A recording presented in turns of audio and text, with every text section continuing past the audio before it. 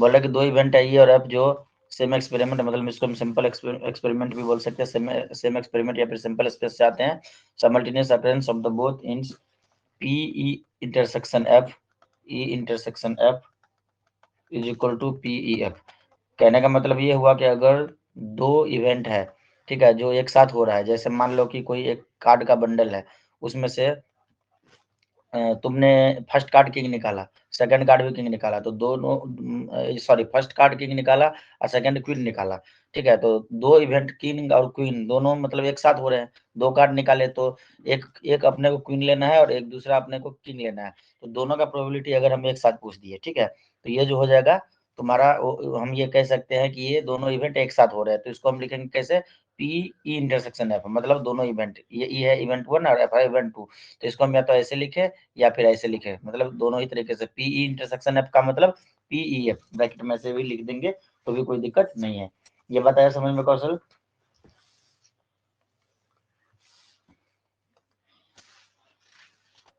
कौशल आगे।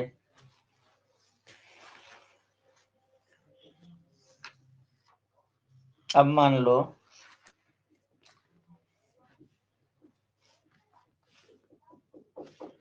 कि एक इवेंट है, जैसे probability of E by F, ये जो हम पढ़े थे पहले, वो क्या पढ़े थे, probability of E intersection F divided by probability of F. Condition क्या था अपना, P F is not equal to 0, ये 0 नहीं होना चाहिए, ऐसा हमने पढ़ रखा था। यहाँ पे हमने कार्ड निकाला, क्वीन निकाला, किंग निकाला, ठीक है, तो किंग को हमने के बोल दिया और क्वीन को हमने क्यू बोल दिया, तो यहाँ से देखो पी के इंटरसेक्शन क्यू, ये हमें निकालना पड़ेगा, ठीक है, तो या तो ये बोल लो या नहीं तो फिर पी के क्यू बोल लो, दोनों का मतलब सेम हुआ और ये कितना है ये हमें जानना होगा। तो हमने मान लो कि यहाँ पे एक इवेंट प्रोबेबिलिटी क्या कर रहा है, फुर फुर फुर फुर, शांत होकर करना। तो देखो probability of E by F, तो ये क्या हो जाएगा, probability of E intersection F divided by probability of F. तो यहाँ पे P F not equal to 0, तो यहाँ से जो हम इसको पी ई इंटरसेक्शन एफ निकालेंगे, यही तो हमें निकालना है, पी मतलब ये वाला वैल्यू हमें निकालना है, के क्यू, पी के क्यू मतलब प्रोबेबिलिटी ऑफ के इंटरसेक्शन क्यू। अगर हम एक इवेंट को ई दूसरे को एफ माने तो हमें यही वैल्यू तो निकालना है, P E intersection F, cross multiplication कर देंगे आ जाएगा, तो ये क्या हो जाएगा, probability of F into probability of E by F, ठीक है, इस प्रकार से हम इसको निकाल देंगे। कंडीशन क्या रहेगा, P F not equal to 0, मतलब ये नया फॉर्मूला बन गया, पहले वाले फॉर्मूले का ही मॉडिफाइड फॉर्म हो गया, इसको हम ऐसे लिख सकते हैं। समझ में आया कौशल या नहीं?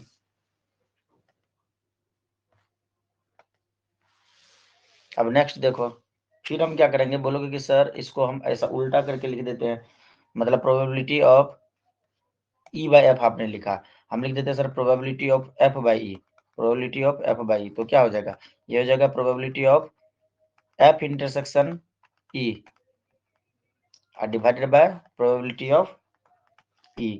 यहाँ पे क्या रहेगा condition, P E not equal to 0, ठीक है, तो इसको जब क्रॉस मल्टीप्लीकेशन करेंगे तो नया फॉर्मूला क्या बन जाएगा, probability of F intersection E is equal to P E into P F upon E, ठीक है, और यहाँ पे कंडीशन क्या रहेगा, पीई नॉट इक्वल टू 0, ठीक है। अब एक बात हम और जानते हैं बचपन से कि अगर हम बोल दें ई इंटरसेक्शन एफ बोले या हम एफ इंटरसेक्शन ई बोले, दोनों एक ही बात हुआ, मतलब सेट्स के हिसाब से ये दोनों सेम हुआ, तो अगर हम दोनों तरफ ये मान लो प्रोबेबिलिटी ले लेते हैं तो probability of E intersection F ये किसके इक्वल हो जाएगा, प्रोबेबिलिटी ऑफ एफ इंटरसेक्शन ई के, ठीक है, ये दोनों बराबर हो जाएंगे। तो इस हिसाब से अगर देखा जाए तो यहाँ पे भी तो हमने यही दोनों चीज निकाला, यहाँ पे probability of E intersection F निकाला, ठीक है, और यहाँ पे हमने प्रोबेबिलिटी ऑफ एफ इंटरसेक्शन ई निकाला, मतलब दोनों का लेफ्ट साइड जब इक्वल है तो राइट साइड इक्वल होना चाहिए। कौशल समझ रहे हो या नहीं समझ रहे हो? तो from equation 1 and 2 from equation 1 and 2, equation 1 और इक्वेशन 2 के हिसाब से हम इसको लिख सकते हैं। Probability of E F is equal to probability of F E, ठीक है। और ये अपने आप में क्या है, ये जो पहला वाला हमने लिखा ई एफ, ये है probability of E intersection F, दूसरा वाला प्रोबेबिलिटी ऑफ एफ इंटरसेक्शन ई, और ये किसके इक्वल हो जाएगा, P F into P E by F, और ये किसके इक्वल हो जाएगा, इसको ई की टर्म में लिखेंगे तो P E into P F by E, ठीक है। ये दोनों को हमने कंबाइन करके लिखा, दोनों का right side left side equal है तो राइट साइड भी इक्वल होगा, इस प्रकार से हमने लिख दिया। ये समझ में आ गया कौशल? तो ये जो हमने पढ़ा ये है तुम्हारा multiplication theorem of probability on probability.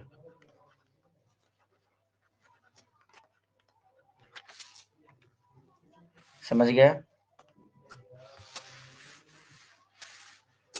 बस अब देखते हैं एग्जाम्पल नंबर 8। अगला क्वेश्चन है अपना एग्जाम्पल नंबर 8। एग्जाम्पल नंबर 8 में क्या बोला गया है कि an urn contains 10 black ball and 5 white ball. एक अर्न है जिनके अंदर 10 ब्लैक और 5 व्हाइट बॉल है। तो रियलिस्टिक फीलिंग दिलाने के लिए मैं बना लेता हूँ कुछ डायग्राम के जैसा, ठीक है।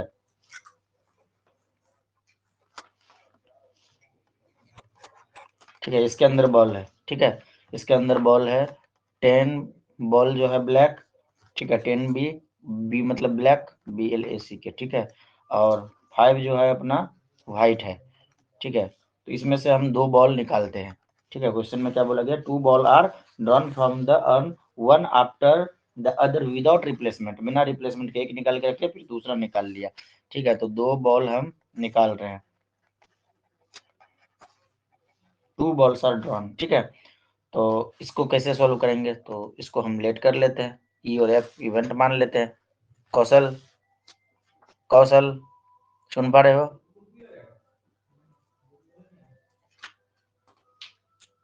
बोलिए नहीं रहा यार तो कोई। कौशल माइक ऑन करके रख दियो, कहाँ भाग गए हो रे कौशल?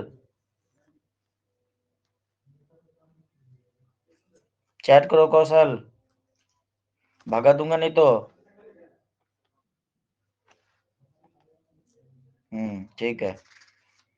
तेरे प्रेजेंस को चेक कर रहा था तुम अवेलेबल हो या नहीं। माइक तुम्हारा ऑन है पर आवाज कुछ नहीं आ रहा था। अपडेट कर लिया करो ऐप को। कोई बात नहीं, कोई बात नहीं। कंटिन्यू करते हैं, ठीक है।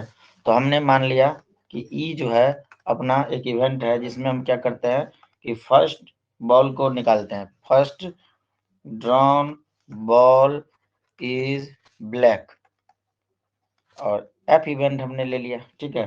तो ये जो है अपना second drawn ball is black, दोनों ब्लैक ही निकालना है, इस प्रकार से हमने मान लिया। तो यहाँ पे हम दोनों फॉर्मूला में से कुछ भी लगा सकते हैं। तो पहले प्रोबेबिलिटी ऑफ इवेंट देख लेते हैं, प्रोबेबिलिटी ऑफ इवेंट। तो टोटल कितने बॉल है हमारे पास, 15 बॉल है, ठीक है। उसमें से पहला बॉल ब्लैक निकाला, तो प्रोबेबिलिटी क्या हो जाएगी, ब्लैक कितने 10, तो हो जाएगा 10/15, ठीक है। अब प्रोबेबिलिटी ऑफ एफ ले लेते हैं। तो अब हमारे पास एक बॉल तो निकाल के हमने रख लिया, अब हमारे पास कितने बॉल बच गए, 14, एक तो निकल चुका है, ठीक है। और हमें क्या निकालना है, फिर से ब्लैक निकालना है। तो ब्लैक अब उसमें कितने बच गए हैं, 9 बच गए, एक ब्लैक तो निकाल चुके हैं, ये हो जाएगा 9/14, ठीक है। तो फिर अब फॉर्मूला लगा देते हैं, कलर बदल देता हूँ। Probability of E intersection F is equal to P E F, ठीक है। और ये किसके इक्वल हो जाएगा, P E into P F by E, ठीक है। जो हम पहले यहाँ पे ई और एफ लिखा है ना, तो एक बार तो लेंगे पीई, दूसरे बार लेंगे पी एफ, और नीचे में ई एफ बाई ई। इस प्रकार से याद करने का एक ट्रिक कह सकते हैं। अगर हम पहले पी एफ को लिख लिए तो पी एफ लिख देंगे, तो दूसरी बार क्या लिखेंगे, पीई लिखेंगे, और नीचे में एफ। इस प्रकार से याद रख सकते हैं। बाकी देख लो तुम्हें कैसे इसको सेट करना है। तो ये फॉर्मूला लगाओ तो भी हो जाएगा, ये फॉर्मूला लगाओ तो भी हो जाएगा, तो हम ये यही लगा लेते हैं, ठीक है। तो क्या हो जाएगा, पीई कितना आपने निकाला, यहाँ पे देखो निकाले हुए हैं, पी निकाले 10/15, ठीक है, into P F by E, ठीक है, ये क्या है, एफ बाई ई है, एफ बाई ई है, ठीक है, क्योंकि इवेंट ई हो चुका है इसलिए तो यहाँ पे 14 हमने लिखा। जैसे पी एफ बाई, इसलिए इसको हम बोले सेकंड इवेंट है अपना, ठीक है, फर्स्ट इवेंट तो ऑलरेडी, एफ बाई ई का मतलब, पी एफ बाई ई का मतलब होता है कि इवेंट ई ऑलरेडी हो चुका है और एफ होना बाकी है। तो यहाँ पे मैं मिटा को थोड़ा अच्छे से लिख देता हूँ। तो यहाँ पे जो हमने पी एफ बाई ई लिखा, ठीक है, इसका मतलब ये हुआ कि इवेंट एफ होना है, ई इवेंट ऑलरेडी हो चुका है, इवेंट हो गया तभी तो एक बॉल निकल गया, तो 14 बॉल बचे, 14 में से एक हमने फिर से जब निकाला तो मतलब ब्लैक निकालने की प्रोबेबिलिटी क्या होगी, तो फिर ब्लैक तो एक निकल चुका था, तो अभी तो 9 ही है, तो 9/14, तो यहाँ पे हो गया 9/14। फिर इसको काटा पीटी करेंगे, 3 3 जा 9, 3 5 जा 15, 5 के टेबल से 5 1 जा 5, 5 2 जा 10, 2 हो गया, 2 के टेबल से 2 1 जा 2, 2 7 जा 14, तो हो गया अपना 3/7, और ये 3/7 आंसर हो गया। तो इस प्रकार से हम काफी अच्छे से क्वेश्चन को सॉल्व कर पाएंगे, ठीक है। एचुक कहाँ थे अब तक, एचुक कहाँ थे? सर वो फोन से मम्मी बात कर रही थी इसलिए लेट हो गया। अच्छा कोई बात नहीं, मैं फिर से समझा दे रहा हूँ एचुक, मेन कॉन्सेप्ट था, निकल गया तो फिर दिक्कत हो जाएगा। हमने बोला कि दो इवेंट अगर मान लो ई और एफ वो सेम एक्सपेरिमेंट से एसोसिएटेड हो, मतलब सेम सैंपल स्पेस हम कह सकते हैं, तो ये दोनों साइमल्टेनियसली अगर हो रहा हो तो हम इसको, मान लो कि पहला इवेंट को हमने ई बोला, दूसरे को एफ बोला, तो हम उसको बोलेंगे पीई इंटरसेक्शन एफ, यानी तो पीई एफ, मतलब दोनों के मीनिंग सेम हुए। हमने यहाँ पे कार्ड लेके समझाया कि मान लो कि कार्ड का बंडल है हमारे पास, ये कार्ड का बंडल है हमारे पास, इसमें से हमें एक किंग निकालना और एक क्वीन निकालना, और हम पूछा दोनों एक ही साथ निकाल रहे हैं, मतलब 2 कार्ड हम निकाल रहे हैं और एक किंग एक क्वीन, और दोनों का प्रोबेबिलिटी हमने पूछा, तो हम क्या लिखेंगे इसको, प्रोबेबिलिटी ऑफ के इंटरसेक्शन क्यू, इसका मतलब ये हुआ, या फिर प्रोबेबिलिटी ऑफ के क्यू लिख दे, यानी तो प्रोबेबिलिटी ऑफ क्यू इंटरसेक्शन के लिख दो, यानी तो प्रोबेबिलिटी ऑफ क्यू के लिख दो, पी क्यू के, ये सब एक ही बातें हुई, ठीक है। फिर यहाँ पे हमने समझाया, मैं दूसरे येलो कलर का यूज करके तुम्हें समझा रहा हूँ ताकि ओवर राइटिंग ना हो। तो फिर हमने यहाँ पे देखो ये वाला लाइन हमने लिखा, probability of E by F, जो बचपन में पढ़ रहे थे, equal to P intersection F divided by P F, ठीक है। अभी जो हम पढ़ रहे हैं मल्टीप्लिकेशन थ्योरम ऑन प्रोबेबिलिटी पढ़ रहे हैं, ठीक है। तो यहाँ पे P F not equal to 0 होना चाहिए, फिर हमने इसको क्या किया, क्रॉस मल्टीप्लिकेशन कर दिया, यही फॉर्मूले को रीराइट किया, तो ये देखो ऐसा हो गया, ठीक है। यहाँ पे P F not equal to 0, तो पी ई इंटरसेक्शन एफ निकाला। फिर हमने क्या किया, इस फॉर्मूले को जो हमने यहाँ पे देखो जो मार्क किया हुआ मैंने, पी ई बाई एफ, अब हमने इसको लिख लिया पी एफ बाई, ठीक है, ई ऑलरेडी हो चुका है, एफ नहीं हुआ है ब्लू कलर से, ठीक है। तो फिर इसको भी हमने फॉर्मूले में पुरानी तरह से सेट किया, तो हो गया P F by E divided by P, यहाँ पे पी नॉट इक्वल टू 0 होना चाहिए, यहाँ पे भी क्रॉस मल्टीप्लिकेशन किया तो इक्वेशन 2 आ गया। तो इक्वेशन 1 में क्या आया, पी इंटरसेक्शन एफ, इक्वेशन 2 में क्या आया, P probability of F intersection ई। लेकिन मैथमेटिकली हम अगर देखें सेट्स के हिसाब से, यहाँ पे देखो टॉप लेफ्ट कॉर्नर में हमने लिख रखा है कि ई इंटरसेक्शन एफ और एफ इंटरसेक्शन ई दोनों इक्वल होते हैं, तो दोनों का प्रोबेबिलिटी भी इक्वल होगा, ठीक है। मतलब इक्वेशन 1 और इक्वेशन 2 के लेफ्ट साइड इक्वल होंगे, जब लेफ्ट साइड इक्वल होंगे तो राइट साइड इक्वल होंगे। इसका स्क्रीनशॉट ले लो अगर लेना हो तो। हाँ सर ले लिया। यहाँ तक समझ में आ गया चूक? हाँ सर। हाँ, उसके बाद नेक्स्ट हमने क्या बताया, ये देखो दोनों को सबको बराबर कर दिया, मतलब ये हो गया तुम्हारा मल्टीप्लिकेशन थ्योरम ऑफ प्रोबेबिलिटी। उसके बाद एग्जांपल नंबर 8 हमने कराया। एग्जांपल नंबर 8 में बोला गया था कि एक गन है जिनमें 10 बॉल ब्लैक है और 5 बॉल व्हाइट है, ठीक है। तो उसमें से 2 बॉल हम निकालते हैं, दोनों ब्लैक निकालते हैं, एक के बाद दूसरा, मतलब एक निकाल के रख लिए फिर दूसरा निकाल रहे हैं, तो यहाँ पे प्रोबेबिलिटी क्या होगा, दोनों बॉल का प्रोबेबिलिटी एक साथ पूछ दिया, एक बॉल का नहीं पूछा, तो हमने ई को मान लिया कि फर्स्ट बॉल ड्रॉ किया जो कि ब्लैक है, और जो सेकंड इवेंट हमने लिया है उसको ले लेके भाई सेकंड ब्लैक बॉल हमने निकाला वो है, ठीक है। तो यहाँ पे हमने पहले क्या किया, देखो यहाँ पे ये देखो पहले हमने लिख लिया पी, ठीक है, यहाँ पे पीई और पी एफ वाई, तो पीई क्या हो जाएगा, टोटल बॉल 15 है, अब ब्लैक वाले 10 है तो 10/15, ठीक है, ये निकाल लिया। फिर हमने निकाला P F by, F by का मतलब कि ई ऑलरेडी हो चुका है, एफ होने बाकी है, तो एक बॉल तो निकल चुका है, तो टोटल बॉल कितने बच गए, 14। अब ब्लैक वाला ही निकला था, तो बॉल ब्लैक वाला जब दूसरा बॉल निकालेंगे तो उसकी प्रोबेबिलिटी क्या होगी, 9/14। यहाँ तक समझ में आ गया चूक? हाँ सर। उसके बाद देखो ऊपर वाले फॉर्मूले को हमने लिखा, ई एफ वाले को, ई इंटरसेक्शन एफ लिखो या पी ई एफ लिख दो, एक ही बात हुई, या पी एफ ही लिख दो या P probability of P F intersection ई लिख दो, जैसे भी मर्जी लिख सकते हो। यहाँ पे हमने ये देखो दोनों फॉर्मूला लिख दिया, लेकिन हमने बीच वाले में पुट कर दिया, मतलब ये इसको हमने निकाल लिया, यहाँ से जो निकाला था दोनों वैल्यू को यहाँ पे पुट किया, ठीक है, काटा पीटी करके 3/7 ले आया। ये हो गया अपना एग्जाम्पल नंबर 8। इसको मतलब मार लो स्क्रीनशॉट। हो गया। आज आशीष नहीं दिख रहा है क्लास में, बेचारे का एग्जाम होगा। नेक्स्ट। अब मान लो कि 3 इवेंट हो रहा हो, ठीक है, सपोज करो कि 3 इवेंट हो रहा हो, 4 3 इवेंट। हमने इसलिए थोड़ा लेट से क्लास लिया कि तुम रिवीजन का सारा काम कर लोगे। अभी ये सोने का टाइम हो गया, नींद आने का, तो इस टाइम पे क्लास कर लेंगे। और क्लास क्या है, एक तरह से रिवीजन ही तो हो रहा है, इतना फास्ट मैं करा रहा हूँ। Associated with same experiment. मान लो कि 3 इवेंट हो रहा है जो सेम एक्सपेरिमेंट है, मतलब एक ही बार में 3 निकाल रहे, तीनों की प्रोबेबिलिटी एक साथ अगर पूछ ले, मतलब प्रोबेबिलिटी ऑफ इवेंट पूछने के लिए तो 4 भी हो सकते हैं, 5 भी हो सकते हैं, लेकिन 3 से ज्यादा नहीं पूछेगा एग्जाम में, ठीक है। ये केस 3 हम कह सकते हैं। तो probability of E intersection F intersection G, अगर ऐसे हमसे पूछ ले, ठीक है, या नहीं तो हम इसको ऐसे भी लिख सकते हैं PEFG, इसका भी मीनिंग सेम हुआ, ठीक है। तो ये क्या हो जाएगा PE, ये लिखने का जस्ट एक ट्रिक समझ लो, पहले क्या लिख लेंगे PE, ई लिख दिए। अब कौन बच गया, पहले 2 का जैसे लिखते थे, EF का जैसे लिखते थे ना, तो वैसे करके लिख लो। तो PEF अगर होता तो क्या लिखते, PE लिखते, ठीक है, इनटू PF/E लिखते, ठीक है, ये भी लिख लिए, इनटू, ठीक है, EF का काम हो गया। अब कौन बच गया, जी बच गया, तो बस इसको लिख दो प्रोबेबिलिटी ऑफ जी, और जिनका दोनों का काम हो गया उसको लिख दो नीचे में, ठीक है, इंटरसेक्शन के साथ ई इंटरसेक्शन एफ। याद करने का जस्ट एक ट्रिक कह सकते हैं, या फिर जैसे भी इसको याद करो, ये फॉर्मूला याद कर लो, काम हो जाएगा, ठीक है। इस प्रकार से हो गया। बोला कि सर इसको दूसरे तरीके से उलट के भी तो मतलब लिख सकते हैं, ठीक है, नॉर्मल वे में, तो ऐसे भी लिख सकते हैं PE इंटू PF/E को तो F/E लिखना पड़ेगा, F/E into PG, intersection F को हम लिख देंगे EF। ये दोनों का मतलब सेम हुआ, ठीक है, ये बोल लो या ये बोल लो। अब बोलोगे हाँ, ई इंटरसेक्शन एफ ये तो निकालना सीख ही लिए थे, ई इंटरसेक्शन एफ ये तो पहले लिखा दिए, चलो ठीक है, इसको छाप लो।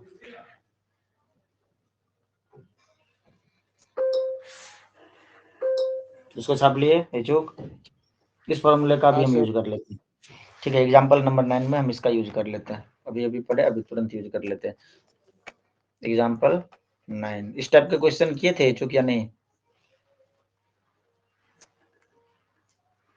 एचोक देव वर्मा बोलवे नहीं करेंगे महाराज, तो भागिए गया। चलो कोई बात नहीं। बोला गया कि 3 card are drawn successively without replacement from a pack of the 52। Example number 9 कर रहे हैं। Well shuffled card, well shuffle card का मतलब पूरी तरह से फेंटा गया कार्ड, 52 कार्ड होते हैं एक पैकेट में, ठीक है। यहाँ से 3 कार्ड को हम निकालते हैं। अब बोला गया कि what is the probability that the first 2 card are the king and the third card drawn is the ace. बोला गया कि भाई एक बंडल है, इस बंडल में कार्ड पड़े हुए, यहाँ से हम 3 कार्ड को बाहर निकालते हैं, 3 कार्ड को बाहर निकालते हैं, जिनमें से पहला 2 कार्ड के है, किंग है, और दूसरा कार्ड एस है, ठीक है। तो यहाँ पे हम इवेंट मान लेते हैं कि K1 इवेंट मान लेते हैं, first drawn card is king, ठीक है। एक K2 इवेंट मान लेते हैं, ये जो है अपना second drawn card is king, ठीक है। और एक K3 इवेंट मान लेते हैं, इनमें हम बोलते हैं कि third drawn card is an S, ठीक है, एस है। तो यहाँ पे हमें प्रोबेबिलिटी निकालना है किसका, K1 K2 और K3 का, यानी तो इसको ए नाम दे देते हैं, K1 K2, इस इवेंट का नाम ए दे देते हैं, K1 K2 ए, ठीक है। इस प्रकार से हमें निकालना है। तो ये क्या हो जाएगा, प्रोबेबिलिटी ऑफ फर्स्ट, ठीक है, K1। तो हमने याद करने का तरीका बताया था तुम्हें कि पहला 2 का जैसे लिखते थे वैसे लिख लो, ठीक है। तो प्रोबेबिलिटी ऑफ K1 लिख दिए, तब यहाँ पे लिखेंगे K2/K1, K2/K1। उसके बाद बच कौन सा गया, ए बच गया, तो यहाँ पे लिख देते हैं प्रोबेबिलिटी ऑफ ए, और नीचे में क्या लिख देंगे जो हमने लिख लिया था K1 K2, तो K1 K2, ठीक है। या K1 इंटरसेक्शन K2। इस प्रकार से हम निकाल के सॉल्व कर लेंगे। अब बोलोगे कि सर कैसे सॉल्व करेंगे, वैल्यू कहाँ से लाएंगे? तो प्रोबेबिलिटी ऑफ K1 देखो, प्रोबेबिलिटी ऑफ K1 क्या हो जाएगा? पहला कार्ड हमने 52 में से निकाला, हाँ, लेकिन किंग बोला तो 52 कार्ड में 4 किंग होते हैं, 13 का 4 ग्रुप होता है, 23 रेड कार्ड होता है, सॉरी 23 ने 52 होता है ना, तो 26 दूनी 52, 26 जो होते हैं रेड होते हैं, 26 जो होते हैं ब्लैक होते हैं, 26 जो रेड होते हैं उनमें फिर से 13 का पेयर बनता है, डायमंड हार्ट और उसके बाद स्पेड और एक क्या क्लब, 4 पेयर बन जाते हैं, ब्लैक वाले में भी 2 बन जाते हैं, ठीक है। तो 13 का 4 ग्रुप हो जाता है और हर एक ग्रुप में एक राजा होता है, ठीक है। तो जो कि हमने क्लास 10th में तुम्हें पढ़ाया था, वरना अगर नहीं याद है तो थोड़ा सा कार्ड वाला एनसीईआरटी जो तुम्हारा बुक है उसमें प्रोबेबिलिटी के पीछे वाले चैप्टर, पीछे में जो चैप्टर प्रोबेबिलिटी उसमें दिया हुआ है, वहां पे तुम देख के समझ सकते हो कि कौन कार्ड कितना होता है। क्या कर रहे हो तुम रे, क्या खाएगा? तो देखो, तो K1 का प्रोबेबिलिटी क्या हो जाएगा? 4 राजा है, टोटल कितने हैं? 52, तो 4/52, ठीक है। अब बात करते हैं probability of K2/K1, probability of K2/K1। इसका मतलब ये हुआ कि K1 ऑलरेडी हो चुका है, ठीक है, K1 ऑलरेडी हो चुका है, K2 होने हैं, तो K1 ऑलरेडी हो चुका है मतलब एक कार्ड निकल चुका है, तो अब कितना है? 51 कार्ड है। K2 भी राजा ही है, तो अब राजा कितने बाकी है? जो एक राजा को तो हमने निकाल दिया है, तो अब 3 बाकी है, तो ये हो जाएगा 3/51। कौशल समझ रहे हो, इच्छुक समझ रहे हो? हाँ सर। ये क्वेश्चन किए थे इच्छुक, मैं तुमसे तभी ये पूछ रहा था, उसके बाद तुम्हारा आवाज ही कट हो गया था। सर ये वाला क्वेश्चन किया था बट कराते वक्त कुछ समझ में नहीं आया था। अभी आ रहा है समझ में? हाँ सर अभी आ रहा है। हाँ, मुझे पता है कि नहीं आया होगा समझ में, इसलिए तो हमने यहाँ से उठा लिया एक्सरसाइज डिस्कस नहीं किया। एक्सरसाइज तुम करोगे तो हो जाएगा काफी अच्छे से, जब हमने इतने क्लियरिटी से क्वेश्चन कराया, और ये जो 2-3 क्वेश्चन मैं अभी करा रहा हूँ ना, उसके बाद तुम ये एक्सरसाइज को भी कर दोगे। बस ऐसे करके हमें सोचना था, ठीक है। तो अब हम क्या निकालना है? PA K1 K2, ठीक है। तो K1 भी निकल चुका है, K2 भी निकल चुका है। इसको हम क्या पढ़ेंगे कि भाई K1 K2 ऑलरेडी हो चुका है, नीचे में K1 K2 लिखा है, तो जैसे प्रोबेबिलिटी E/F लिखते थे तो इसका मतलब होता था कि F हो चुका है, E होने हैं। तो यहाँ पे हमने A/K1 K2 लिखा, मतलब K1 K2 हो चुका है और A होने हैं, ठीक है। तो K1 K2 हो चुका है मतलब 52 कार्ड में से 2 निकल चुके हैं, ठीक है। तो अभी कितने बच गए? 50 बच गए, ठीक है, 50 कार्ड बच गए। अच्छा, तो 50 में से एस कितने होंगे? तो सारे 13 मतलब 13 का 4 ग्रुप बनता है कार्ड का, और चारों में एक-एक एस होता है।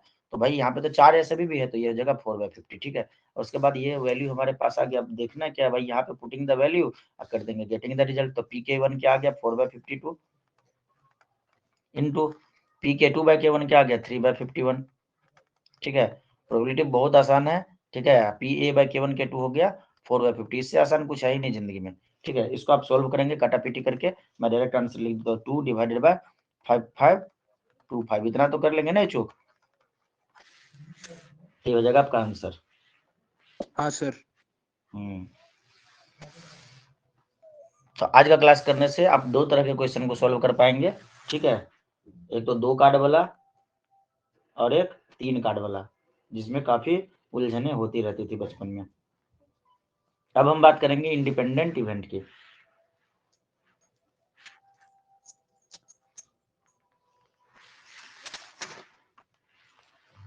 मिटा दिया जाए, हाँ मतलब सर नेक्स्ट हो गया। जाया जाए, गलती से मैंने मिटा दिया बोल दिया। अगला टॉपिक है अपना इंडिपेंडेंट इवेंट, ठीक है। तो एक एग्जांपल ले लेते हैं हम। सपोज करो कि अपने पास 52 कार्ड है, उसमें से हम कोई एक कार्ड निकालते हैं, तो क्या होगा? इक्वली लाइकली इवेंट होगा, इक्वली लाइकली इवेंट होगा। बस समझ रहे हैं, उसके बाद हम इस पे क्वेश्चन करेंगे तो ज्यादा क्लियरिटी हमें मिलेगी, ठीक है। तो हम इस यहाँ पे करते क्या है कि 2 इवेंट बना लेते हैं इसको, एक इवेंट E और एक इवेंट F। तो इवेंट E जो है इसमें हम बोल दिए कि the card drawn is spade, और इवेंट F जो है उसको हम बोल देते हैं कि the card drawn is an ace. अभी जो कार्ड निकाला वो है एस। अच्छा, एक हम ले लेते हैं E इंटरसेक्शन F, ठीक है। इसको बोल देते हैं कि the card drawn is an ace of spade। ठीक है, तो इसको अगर हम देखें तो पीई कितना हो जाएगा, स्पेड हम निकाल रहे हैं तो स्पेड कार्ड टोटल कितने होते हैं, 13 होते हैं। 13 में ही 4 होते हैं तुम्हारा, एक किंग, एक जैक, एक क्वीन और एक एस, और बाकी जो बच गए वो नंबर वाले कार्ड होते हैं। तो 9 कार्ड जो होते हैं इस प्रकार से। तो हम प्रोबेबिलिटी ऑफ ई निकालेंगे, मतलब स्पेड का निकालेंगे, तो टोटल होता है 52 लिखा जाए भाई, लिखा क्यों नहीं रहा है, ऊपर में लिखेंगे 13, इसको काटेंगे तो हो जाएगा 1/4। ठीक है, अब हम निकालते हैं पी और ऑफ एफ, तो ये एस का है, तो एस भी तो 4 होते हैं, एस 4 होते हैं 52 में से। ठीक है, तो 4/52 इसको करेंगे तो 1/13 हो जाएगा। अच्छा, उसके बाद हम निकालते हैं P E intersection F, P E intersection F बोले या पीई एफ बोले।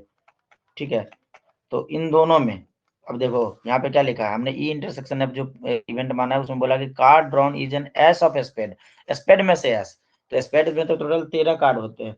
ठीक है, उसमें से स्पेड का एस निकालना है, बाकी में भी मतलब डायमंड, हार्ट, क्लब, इनमें भी एस है, लेकिन हमें निकालना है स्पेड वाला एस, मतलब स्पेड में एक एस होते हैं, लेकिन टोटल कार्ड तो हमारे पास 52 है। अब बोलोगे कि सर यहाँ पे तो स्पे 13 है, तो 1/13 होना चाहिए, स्पेड 13 होते हैं, तो लेकिन ये नहीं पूछा कि स्पेड में से कार्ड निकालने के लिए नहीं पूछा, बोला कि स्पेड वाला एस निकालना है। इस लाइन का मतलब हुआ स्पेड वाला एस, स्पेड वाला एस निकालेंगे तो 52 कार्ड में से तो स्पेड वाला एस निकलेगा एक, तो 1/52 ये लिख दिए।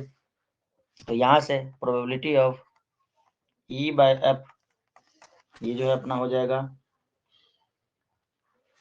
ये हो जाएगा प्रोबेबिलिटी ऑफ, फॉर्मूला पहले वाला लिख देते हैं, ई इंटरसेक्शन एफ, यहाँ पे कुछ बातें और समझाएंगे, देख रहे हैं, divided by probability of F, ये हो जाएगा 1/52 डिवाइडेड बाय 1/13, 13 4 जा 52, तो ये हो जाएगा 1/4, इसको नोट कर लो।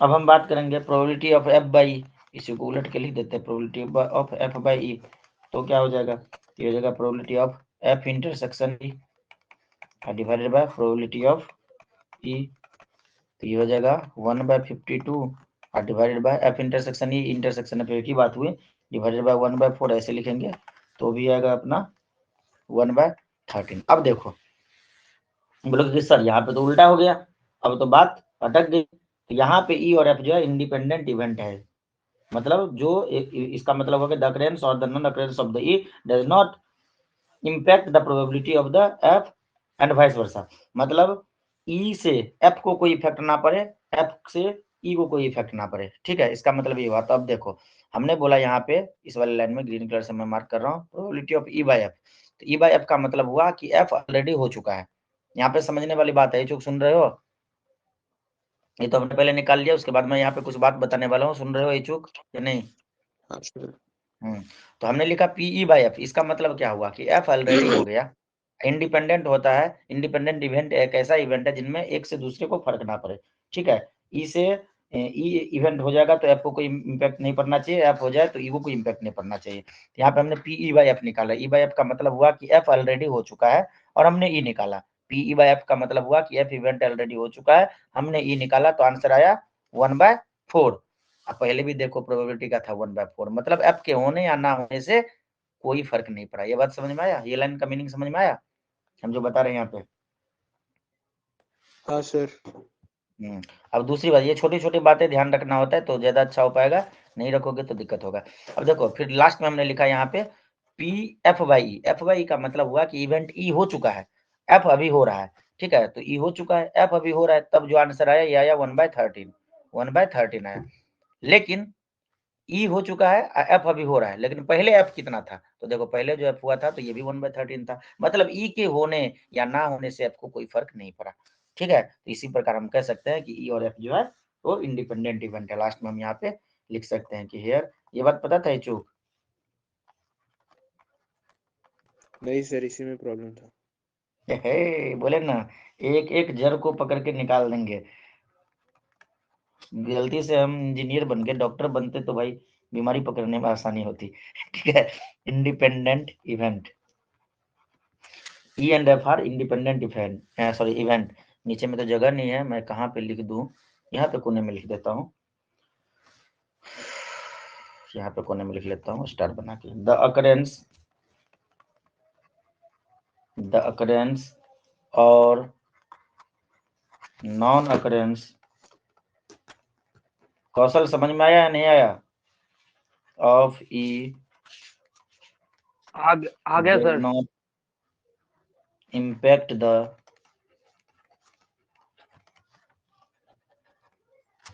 probability of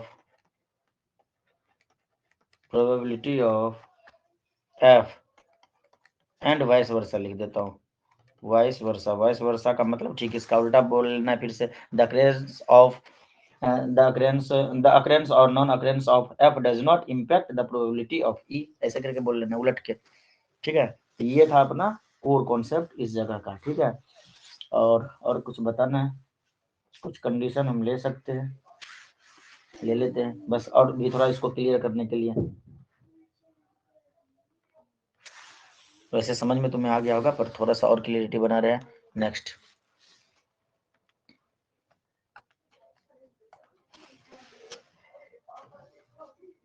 मान लो कि केस स्टडी कर सकते हैं, कोई टॉपिक नहीं है ये। Probability of E intersection F हमने लिखा, ठीक है। तो हमने बोल दिया कि भाई ये हो गया पीई एफ के बराबर, ठीक है, मान लेते हैं सही है। तो ये हो जाएगा पीई इंटू पी एफ। हाँ, ये जो हमने लिखा ये इंडिपेंडेंट इवेंट के केस में हम ऐसा, मतलब पहले भी लिखे थे, अभी भी लिख सकते हैं। मतलब ये जो वाला जो था ना, इसको हमने जस्ट एक क्रॉस मल्टीप्लीकेशन कह सकते हो। नहीं, ऐसा नहीं कह सकते, रुक जाओ थोड़ा सा 1 मिनट। तो इंडिपेंडेंट इवेंट के केस में, ठीक है, इंडिपेंडेंट इवेंट के केस में हम ऐसा लिखेंगे, ठीक है। अगर ई इंटरसेक्शन एफ है तो हम इसको ई एफ लिख सकते हैं, और यहाँ पे लिखेंगे P E divided by P F. अब बोलोगे कि सर ऐसा काहे लिखे, यहाँ पे तो पीई बाय पी एफ, और या ऐसा लिखना चाहिए था। हाँ, ये मैं बताना चाह रहा था, ठीक है। इसको तो सर ऐसा लिखना चाहिए था, एफ बाई ई, ठीक है, ऐसा लिखना चाहिए था। ऐसे लिखते थे ना ये चूक, हाँ सर। लेकिन ये इंडिपेंडेंट इवेंट है, ई के होने ना होने से इसको कोई फर्क ही नहीं पड़ेगा। पड़ेगा क्या? नहीं पड़ेगा, नहीं सर, नहीं पड़ेगा। तो हटा देते हैं, इसको लिख के कोई फायदा नहीं, ठीक है, इसलिए हटा दिए, बस ये हम बताना चाह रहे थे। ऐसे लिख दिए। बोलोगे कि सर इसका मतलब तो फिर ये हुआ कि अगर P F bye P F intersection आप ई लिखेंगे, मतलब पी एफ ही लिखेंगे, तो इसको तो आप ऐसे लिखने वाले थे, probability of F divided bye sorry into probability of E by F. हाँ, तो ये लिखने वाले थे, लेकिन एफ के होने से ई को कोई फर्क ही नहीं पड़ेगा। एफ के होने से ई को कोई फर्क पड़ेगा ही नहीं, क्योंकि ये इंडिपेंडेंट इवेंट है, तो एफ यहाँ पे नहीं लिखेंगे, ठीक है। ऐसा लिखा हुआ देखा होगा, तुम्हारा दिमाग हैंग मार गया होगा। इंडिपेंडेंट इवेंट के केस में ऐसा हम लिख सकते हैं, समझ गए चूक? हाँ सर। यहाँ पे पीई पहले वाले लाइन में P E not equal to zero, और दूसरे वाले लाइन में P F not equal to zero, मतलब दोनों ही केस में पीई और पी एफ दोनों इक्वल टू जीरो नहीं होना चाहिए। तब जो ऐसा होगा, तब हम इसको बोलेंगे कि भाई ई एंड एफ जो है, याद कराने के लिए बस हमने ऐसे करके लिखा, आर इंडिपेंडेंट इवेंट, ठीक है। जब ये दोनों इंडिपेंडेंट इवेंट होंगे तो क्या होगा, तो अपना बचपन का फॉर्मूला क्या था, फिर से लिख लेते हैं। पीई बाय एफ जो है अपना, वो था P E intersection F divided by P F, ठीक है, जहाँ पे, और ये इक्वल टू हो जाएगा पीई, ठीक है, P F not equal to zero, ठीक है, क्योंकि एफ के होने या ना होने से कोई फर्क पड़ेगा नहीं, तो नीचे में एफ का तो कोई वैल्यू नहीं है, मतलब पीई के इक्वल हो जाएगा।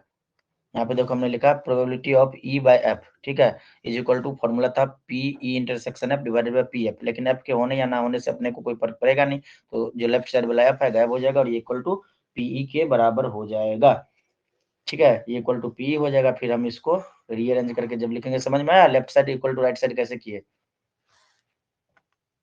ये हाँ देखो, सर, आ ये गया। है अपना, ये देखो ये है अपना फॉर्मूला, लेकिन हमने क्या बोला कि ये इंडिपेंडेंट इवेंट है, तो एफ के होने या ना होने से कोई फर्क नहीं पड़ेगा। तो लेफ्ट साइड वाला जो नीचे वाला एफ था, ये देखो नीचे वाला एफ जो है वो गायब हो गया, अब बन गया ये पी, मतलब दिस इक्वल टू दिस हो गया, ठीक है, दिस इक्वल टू दिस हो गया। अब हम इसको क्रॉस मल्टीप्लीकेशन करके ऐसा लिख सकते हैं, मैं बैक चला जाता हूँ समझाने के लिए, बस ऐसा किया। तो ये देखो PEF, ई इंटरसेक्शन एफ, राइट साइड के दोनों इक्वल टू वाला ले लेते हैं, तो क्या हो जाएगा PE into EF, sorry PE into PF, उल्टा बोल दिया यार, ठीक है। तो PE इंटू PF ऐसे करके भी हमने इसको समझ लिया, ठीक है। तो तुमको जैसे समझना हो वैसे समझ सकते हो, पहले भी बता दिया हमने यहाँ पे, ठीक है, और यहाँ पे फिर से बताया। तो यहाँ पे हम एक लाइन बीच में लिख सकते थे कि if E and F are independent event, ठीक है, तो देन करके देन ऐसे लिख सकते थे। तो PE/F हमने लिखा। अब हम अगर इसको उल्टा करके लिख दे तो भी कोई दिक्कत नहीं है, PF/E अगर हम लिख दे तो भी कोई दिक्कत नहीं है। तो ये रूल के हिसाब से क्या होना चाहिए, PF intersection E, PF intersection E, उल्टा पुल्टा करके बार बार लिख रहा हूँ ताकि तुम्हें फुल क्लियरिटी मिल जाए, डिवाइडेड बाय PE होना चाहिए, ठीक है। लेकिन हमने बोला था कि भाई ये लेफ्ट साइड वाले को देखो, लेफ्ट साइड वाले इसको देखो कि भाई E के होने या ना होने से आपको कोई फर्क नहीं पड़ेगा क्योंकि इंडिपेंडेंट है, तो ये इक्वल टू हो जाएगा PF, ठीक है। फिर राइट साइड वाले दोनों को सॉल्व करेंगे तो यहाँ से क्या हो जाएगा PF intersection E, F intersection E is equal to हो जाएगा PF into PE, PF into PE। जब हम पढ़ते थे ना तो हमें भी ये सब चूक समझ में नहीं आया था, वरना हम CBSE टॉपर हो जाते मैथ के।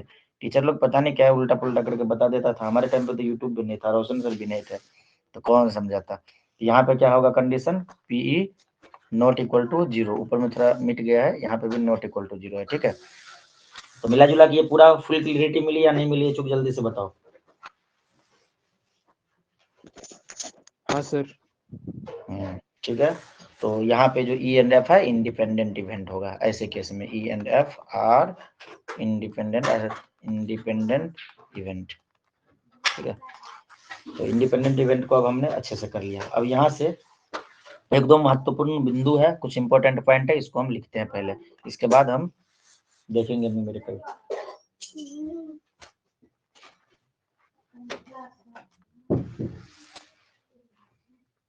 अब इस चैप्टर पे बेस्ड सारे न्यूमेरिकल को तुम 4 डालोगे, ठीक है। आज का क्लास करने के बाद प्रोबेबिलिटी का सेकंड एक्सरसाइज को भी 4 डालोगे, अगर थोड़ा सा दिमाग लगा लोगे तो, मतलब खुद से करोगे तो। ट्राई करके देखे ये चूक हुआ या नहीं हुआ, चूक देव वर्मा फर्स्ट एक्सरसाइज।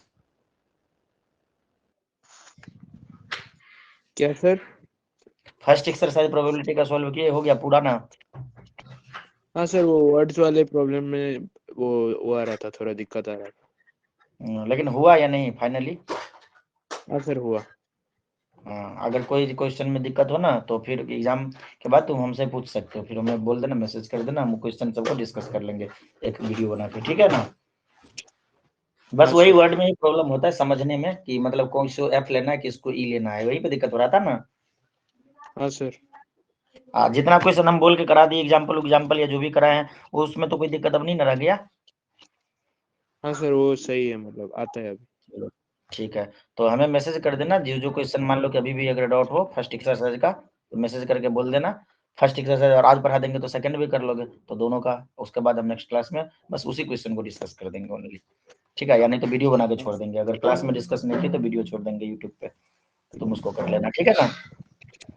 हाँ सर। इस महीना में लग रहा है जनवरी में अपना ये मैथ पूरी तरह से खत्म हो जाएगा, अब तो कुछ बचा ही नहीं। 3D वेक्टर में एक लेक्चर 2 लेक्चर बाकी रह गया है, सॉरी वेक्टर में नहीं 3D में बढ़िया से लेंगे तो 2 लेक्चर, और इधर पे प्रोबेबिलिटी में 2 लेक्चर और 4 लेक्चर बस, एक लेक्चर हो गया लीनियर प्रोग्रामिंग। 5 क्लास में खत्म अपना ये चैप्टर ही, मतलब बुक ही खत्म। उसके बाद हम फिजिक्स को पकड़ेंगे, पूरे जैसे तुमने बताया कि 3-4 मार्च को फिजिक्स है, तो तुम अपना सारा तैयारी करना, डेली जो अपना शेड्यूल है ना उसको एकदम फॉलो करना, बढ़िया से फुल प्रिपरेशन करना।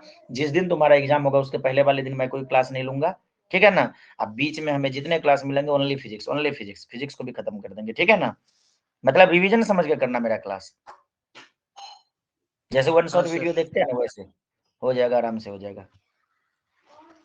और लास्ट के पार्ट थोड़ा आसान भी है, जल्दी जल्दी भी होगा। Important points,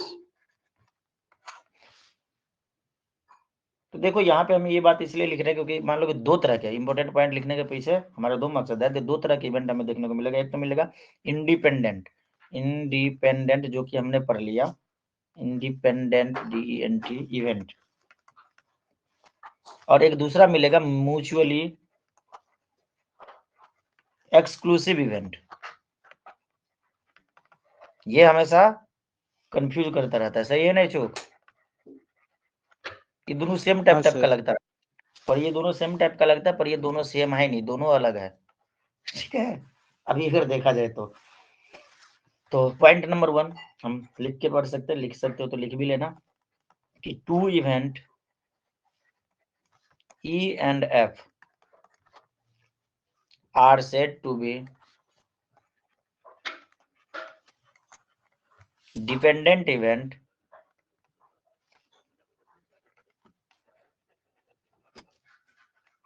if they are not independent, are not independent। दो इवेंट E और F जो होंगे वो डिपेंडेंट इवेंट कहलाएंगे अगर वो इंडिपेंडेंट नहीं होंगे। दो इवेंट जो होंगे वो इंडिपेंडेंट इवेंट कहलाएंगे, डिपेंडेंट इवेंट अगर ये इंडिपेंडेंट नहीं होते हैं तो ऐसे कंडीशन में PE इंटरसेक्शन F जो होगा ये not equal to PE into PF। Dependent event के केस में ऐसा नहीं होगा। ठीक है, ये था पॉइंट नंबर 1। पॉइंट नंबर 2 लिखते हैं कि मान लो कि independent event, independent event, ind event लिख देता हूं, ठीक है, and mutually exclusive event both are totally different event. जो तुम्हारा इंडिपेंडेंट इवेंट है और म्यूचुअली एक्सक्लूसिव इवेंट, ये दोनों जो है टोटली डिफरेंट इवेंट है। ठीक है, तो इसको हम क्या बताना चाह रहे थे यहाँ पे, थोड़ा सा देख लो एक सेकंड। ये जो है तुम्हारा म्यूचुअली एक्सक्लूसिव इवेंट, ये क्या है, कलर चेंज करके मैं लिख रहा हूँ। ये वाला जो इवेंट है ये जो है बोथ, मतलब ये जो both event mutually exclusive event जो होते हैं, ये दो इवेंट तब होते हैं म्यूचुअली एक्सक्लूसिव, इस प्रकार से लिख लो, की पॉइंट में लिख लो, both event cannot occur simultaneously,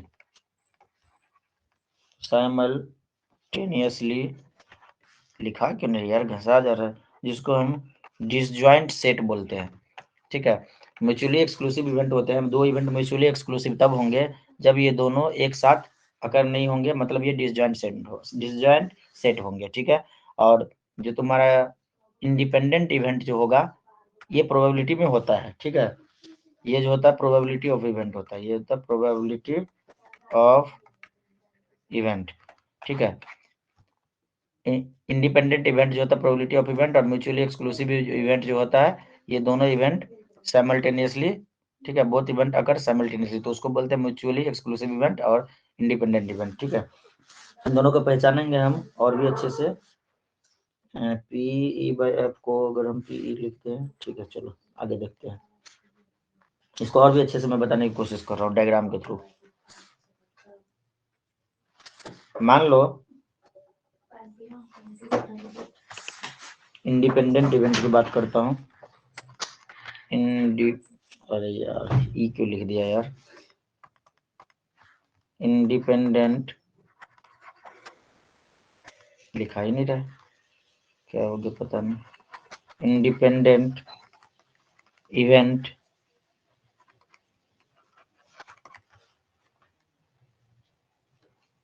इस केस में क्या होगा, हमारे पास we have common outcome,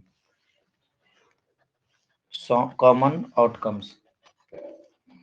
independent event अगर होता है तो हमारे पास कॉमन आउटकम कुछ ना कुछ होंगे, और अगर म्यूचुअली एक्सक्लूसिव इवेंट होगा, ठीक है, तो we can not have cannot have common outcome। देखो बुक को पढ़ के समझ में आ जाना आसान है, लेकिन समझाना मुश्किल काम होता है। ठीक है, पहले जो ये हमने पढ़ा, चल रहा है भाई, हाँ, जो हमने लास्ट में पॉइंट नंबर 2 बताया, उसको मैं और भी क्लियर करने की कोशिश कर रहा हूँ। आगे नहीं जा रहा है, हाँ चलो आ गया। ये परेशान हो जाती है यार नेट स्लो होने से।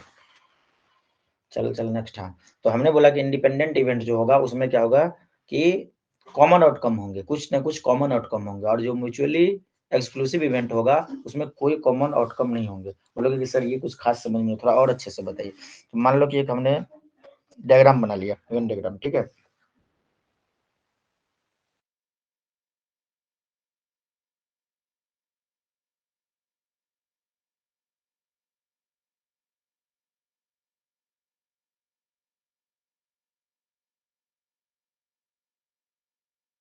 कर लेता हूँ,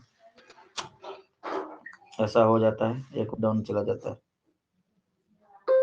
1 प्लस क्या है भाई, क्या, अरे भाई कितना आएगा, 1 + 12 is live for pre order. अच्छा, हमको दिया है पहला चांस, 1 + 12 लाइव आ गया, बिकने वाला होगा। किसी को चाहिए तो ले लेना, 1500 रुपये का डिस्काउंट मिलेगा मेरे अकाउंट से। चलो नेट चल जा भाई, हाँ अभी चल गया, हाँ चलो ठीक है। तो देखो पहले इसको मैं थोड़ा सेव कर लेता हूँ, वरना ये कट के भाग जाएगा, सेव नहीं हो पाएगा, तो कट भी नहीं रहा है। सुन पा रहे हो चुक मुझे? हाँ सर। हाँ बस 1 मिनट रुको, इसको सेव करता हूँ, नहीं तो ये भाग जाएगा। सेव एंड एग्जिट, पार्ट 2 बना देता हूँ इसको।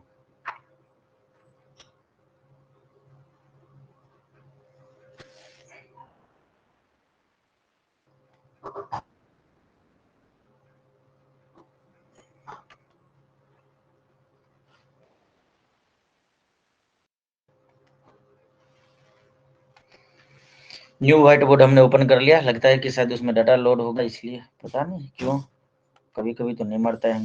नेट स्लो, नेट ही स्लो है, नहीं चल रही है अभी। हो जा भाई फुल स्क्रीन, जब स्लो है तो 4-5 मिनट स्पीड तो अपना, हाँ नेट ही स्लो है। 13 kbps कैसे चलेगा इतने कम में? 17, बढ़ जा भाई और बढ़ जा। क्या यार गौरव, नेट स्लो चलता है तेरे शासन में? नेट वाले को बोलो फोन लगाओ, गौरव गामा। नंबर नहीं है, रुको ये चौक, 1-2 मिनट वेट करो, थोड़ा नेट फास्ट होगा तो अच्छे से हो पाएगा, वरना कच्चा कच्चा हो जाता है। नहीं काम कर रहा है मेरा।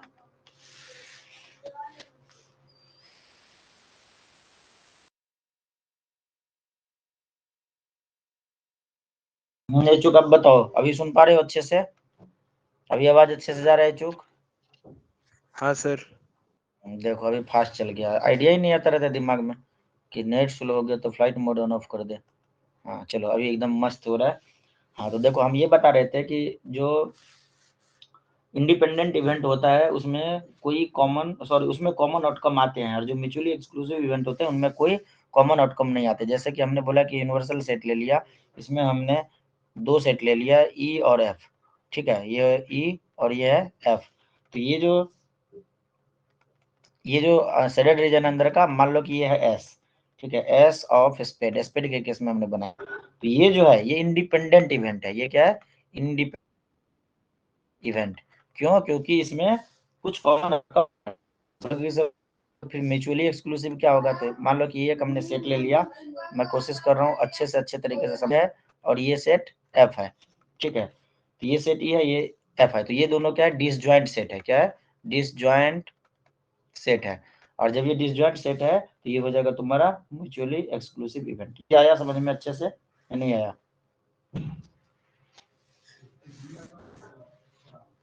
हाँ सर।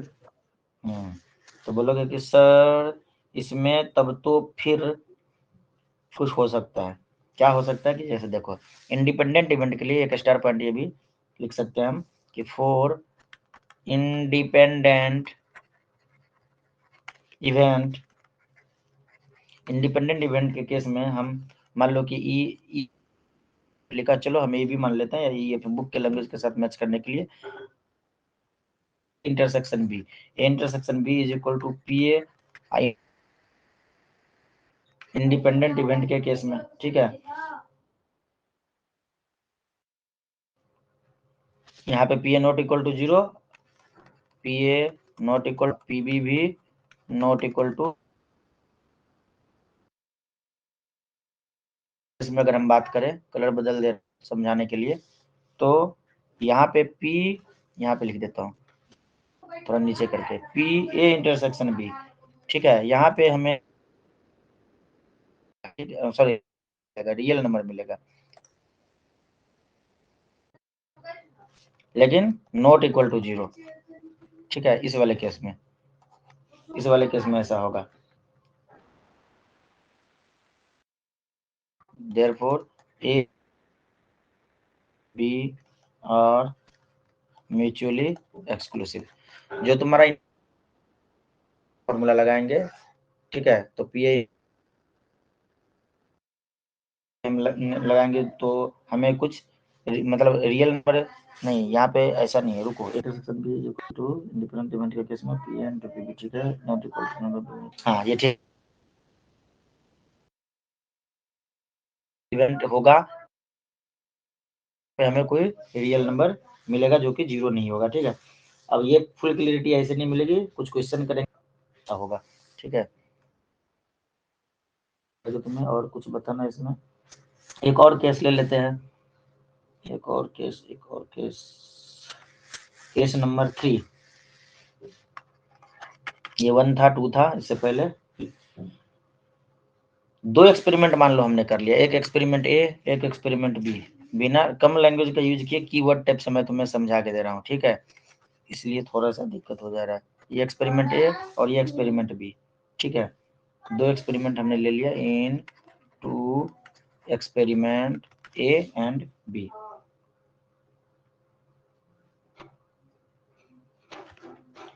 तो इसको और ये इसके लिए हम इवेंट ई मान लेते हैं, ठीक है। ये ई जो है इवेंट है एक्सपेरिमेंट ए के लिए, और हम एक इवेंट एफ मान लेते हैं, इवेंट है, ठीक है, एक्सपेरिमेंट 2 हमने मान लिया।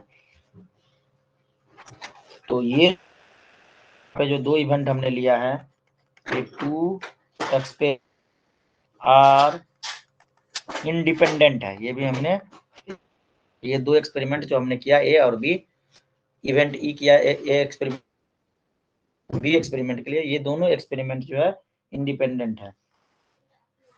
तो ऐसे केस में क्या हो जाएगा, पी के लिए लिखेंगे, ये हो जाएगा पीई इंटू पी, क्वेश्चन दिए होंगे, ठीक है। क्वेश्चन सर ये सब क्या समझा रहे हैं, कुछ समझ में नहीं आ रहा है, ठीक है, वेट करो, कोई हम तुमको बैक ले जाके दिखाएंगे कि देखो यहाँ पे ऐसा हमने लिखा था। क्वेश्चन पे चलते हैं, 4th केस एक और समझ लेते हैं।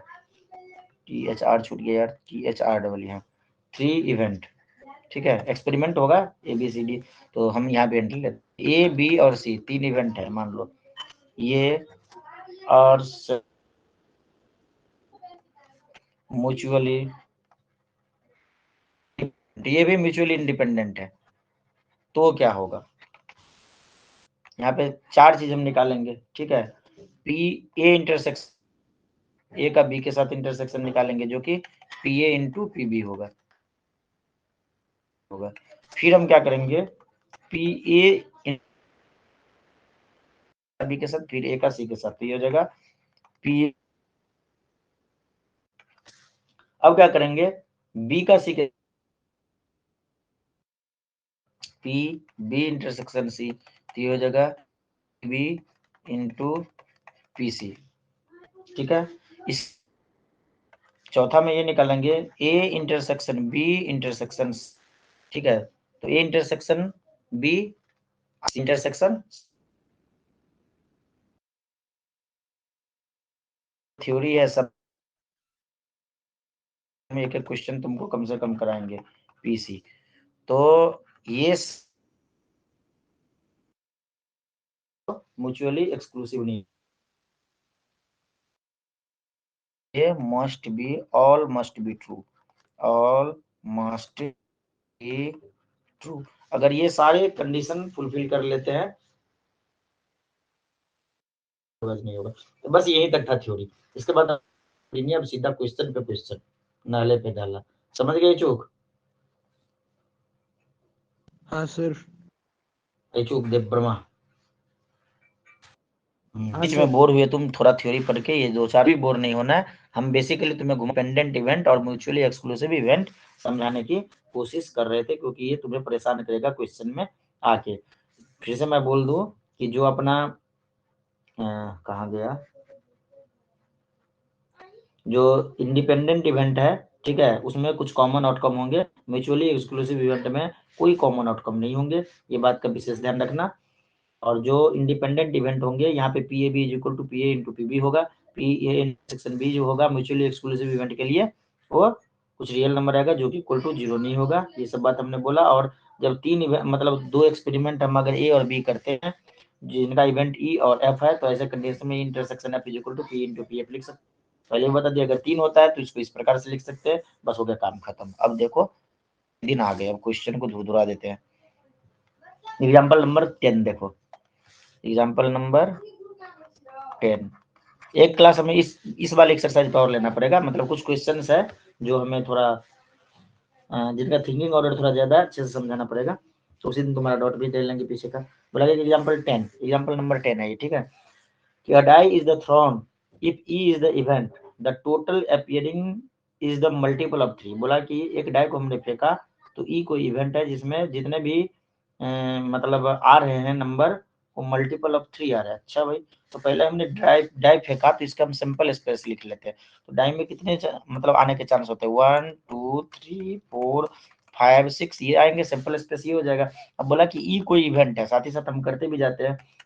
इसमें बोला कि मल्टीपल ऑफ 3 आएगा, ठीक है, तो 3 आएगा, 6 आएगा, और तो कुछ नहीं आएगा क्योंकि 6 ही साइड है। अच्छा, तो और क्या बोला? And F is the event, F एक इवेंट होगा जिनमें बोला गया be the F be the event the number appearing is the event, मतलब इसमें इवेंट नंबर आएगा। अच्छा भाई, तो इवेंट नंबर सिंपल स्पेस में कौन कौन सा है? 2 है, 4 है और 6 है, ठीक है। और क्या बोला है?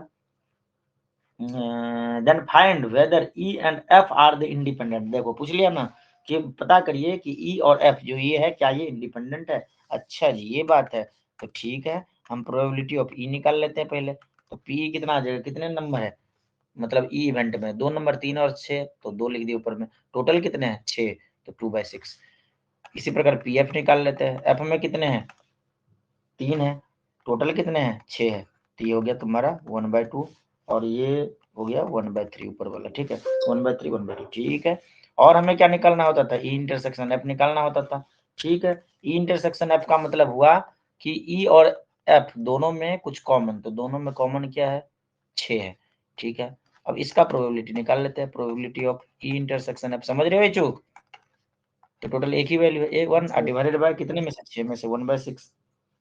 फॉर्मूला क्या कहता है कि पी ई इंटरसेक्शन एफ जो होगा, ये होगा पीई इंटू पी एफ, ठीक है। पुट कर दीजिए, 1/6 is equal to 1/3 into 1/2, 1/6 is equal to 1/6, LHS equal to RHS, ठीक है। Therefore E and F both are independent।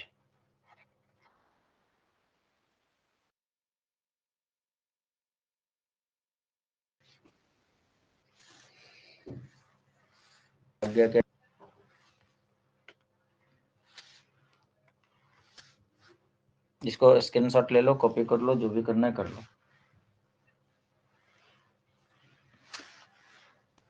हो गया सर कॉपी। इस टाइप के क्वेश्चन में भटकते थे जो पहले।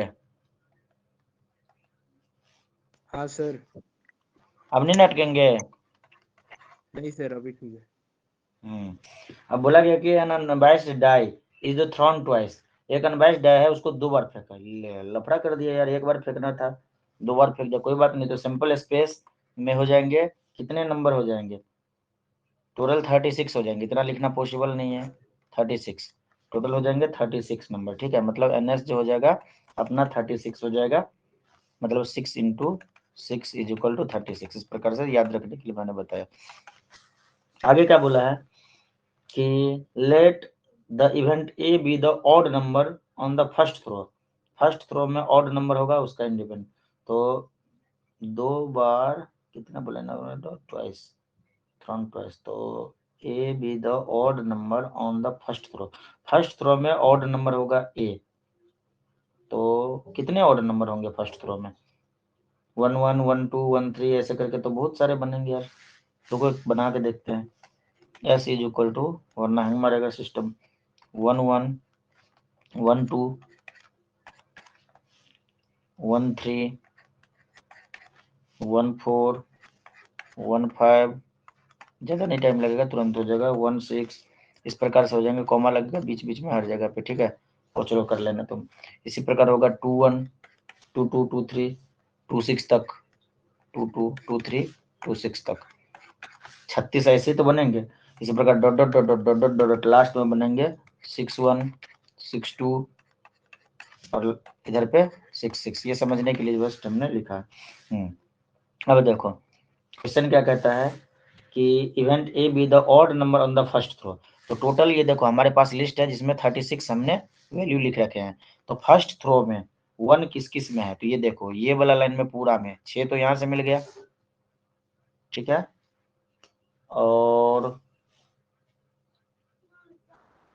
नहीं मिलेगा, late the event A be the odd number on the first. अच्छा हाँ देखो यहाँ पे क्या होगा, 3 1 होगा, यहाँ पे क्या होगा 4 1 होगा, यहाँ पे होगा 5 1, हाँ तो देखो पकड़ा गया। ऑड नंबर देखो एक तो इस वाले लाइन में मिलेगा पूरा रो में 6 नंबर मिल गया, और यहाँ पे भी ये भी तो ऑड नंबर है, तो यहाँ पे 6 12, और ये भी तो ऑड नंबर है, तो ये देखो 5 1 5 2 5 3 5 4 5 5 5 6, ठीक है। तो 6 और 6 12 और 6 18, टोटल कितने मिल गए, समझ में आया चूक या नहीं आया? हाँ सर। तो प्रोबेबिलिटी ऑफ ए डायरेक्ट मैं लिख देता हूँ 18/36, कोई दिक्कत? 18 दूनी 36, मतलब 1/2, कोई दिक्कत है चूक? No sir. यहाँ पे लिखने के लिए और भी लिख सकते थे, ए कर सकते थे 1 1 1 2 1 3 1 4 1 5 1 6, फिर 3 1 3 2 3 3 5 3 5 6 ऐसे करके, ठीक है। तो हमने डायरेक्ट लिख दिया, मतलब लिखने के लिए तो कुछ भी लिखा जा सकता है। अब हम बात करते हैं आगे क्या बोला है में, and the B is the event odd number and the odd number on the second throw, अच्छा मतलब सेकंड थ्रो में ऑड नंबर होना चाहिए, तो देखो सेकंड थ्रो में ऑड नंबर, तो इसमें तो देखो सेकंड थ्रो में ऑड, पहले वाले में क्या था, odd number on the first throw, ठीक है। सेकंड वाले में देखो एक तो इस वाले लाइन में मिल रहा है 2 1, नहीं सारे नहीं, इसको ढूंढना पड़ेगा, ठीक है। इसमें क्या करना पड़ेगा, ढूंढना पड़ेगा, मतलब इस वाले लाइन में इधर से देखना, देखो सब में और इसमें मिलेगा 1 2, यहाँ पे 2 2, यहाँ पे होगा 3 2, यहाँ पे होगा 2, यहाँ पे होगा 5 2, यहाँ पे होगा 6 2, तो ये वाला नहीं, ठीक है। मिलेगा 6, देखो 1 3 2 3 3 3 4 3 5 3 6 3 मिल गया। फिर यहाँ पे है 1 4, यहाँ पे होगा 2 4 3 4 6 4, तो इसमें तो इवन हो गया, तो एक इसमें तो 6 और 6 12 और 6 18, तो नहीं आया 18 नंबर, ठीक है। तो पीबी लिख दूं डायरेक्ट, समझे या नहीं? हाँ फिर सर। से समझाऊंगा, बोलो नहीं समझाऊंगा, जल्दी बोलो चूक। आ गया सर। अब हमें निकालना है पी ए इंटरसेक्शन बी, तो P A intersection B is equal to P A into P B, हमारे पास 1/2, तो ये हो गया अपना,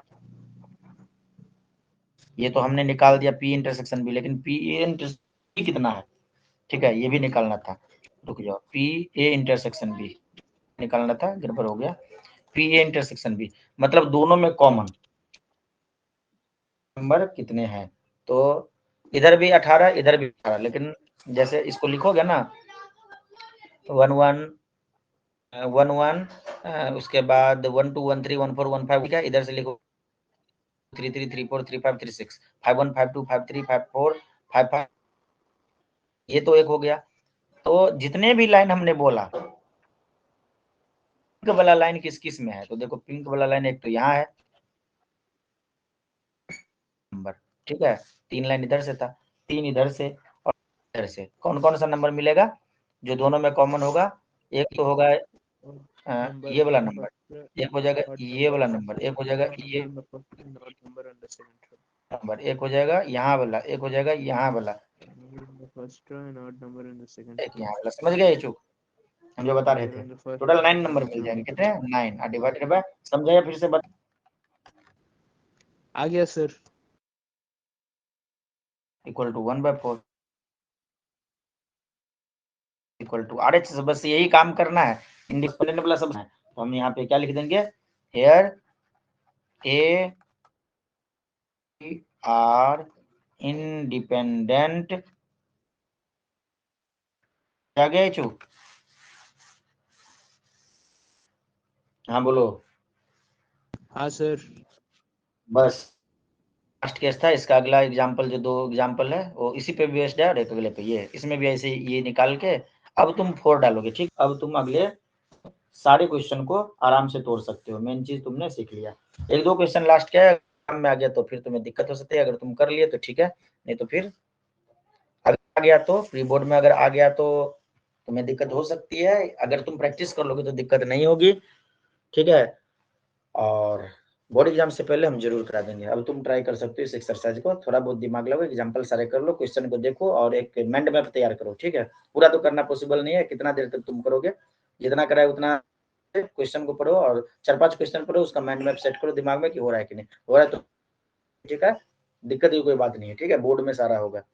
बस एक बार वेक्टर से लेके लास्ट तक, मतलब 11 12 13 14 बढ़िया से एक बार लिख के सॉल्व कर लेना है, याद रखने की कुछ जरूरत नहीं, अपने आप याद रहेगा। समझ गए चूक? हाँ सर। ठीक है, तो जाइए आराम करिए बढ़िया से और कल का एग्जाम बढ़िया से दीजिए। All the best.